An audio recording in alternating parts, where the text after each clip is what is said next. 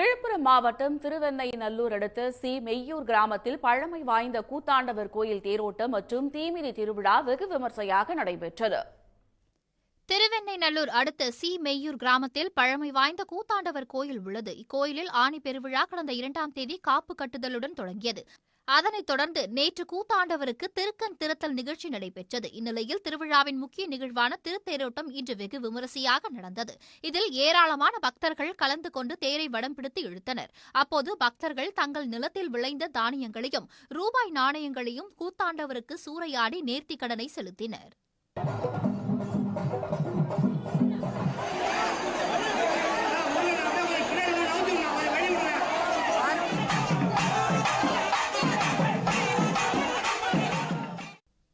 இதனைத் தொடர்ந்து தேர் முன்பு திருநங்கைகள் ஒப்பாரி வைத்தும் தாலியை அறுத்தும் வழிபாடு செய்தனர்.